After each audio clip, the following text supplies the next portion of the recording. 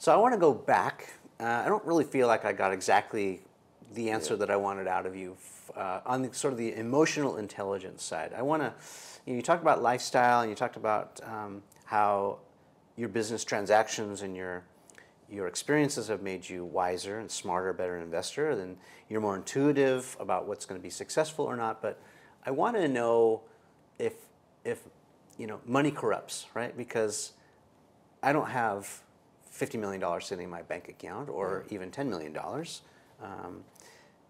Maybe someday, but I think a lot of people are curious about that, because I don't believe that money is the root of evil, right? I think that maybe if your only focus is on monetary things or whatever, that's where you start to get corrupted. But I want to talk about how the emotional side of success has affected you or not affected you, or how you've dealt with it. I'm sure it's something that you have evolved with or grappled with. Can you talk about that a little bit? It's a really good question, and I'm often asked about it. I go back when I had none, and back to when I was getting married. I couldn't afford a reception or a dinner for anybody. We had no money, we had nothing, and so.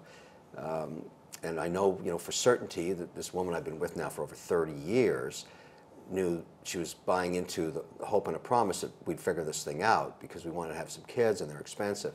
But we had no money.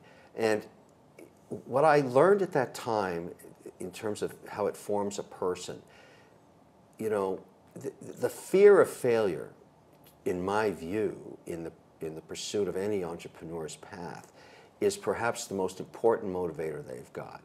Because they start their journey saying, I'm going to quit the security of a salary. And I always tell my entrepreneurs, a salary is the drug they give you when they want you to forget about your dreams.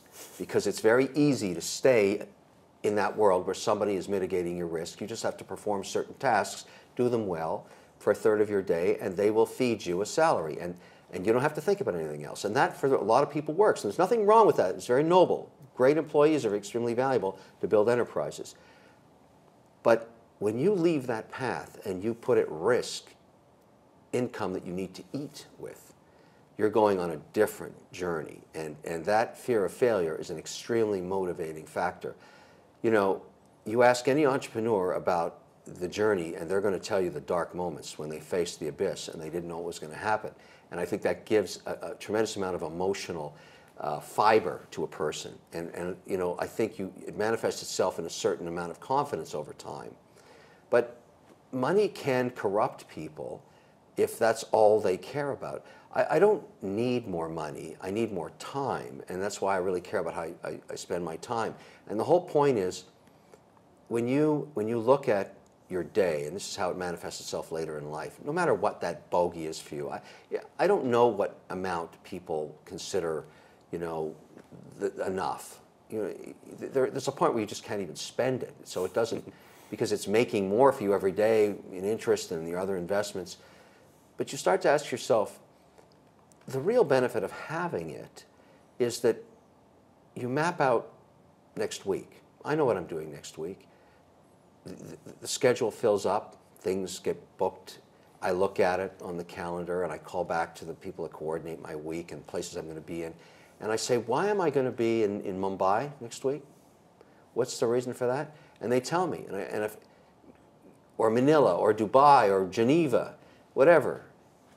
And they say, well, you're meeting with so-and-so for this deal or that deal. And if I don't want to be in Zurich, I don't have to go to Zurich. Yeah, that's the luxury of having the... Right, and I just say, I'm not going to Zurich, I've changed my mind. And to me, that's the 99% of why it's great to have your own financial independence, because that goes right back to the store when you're scraping the gum off the floor.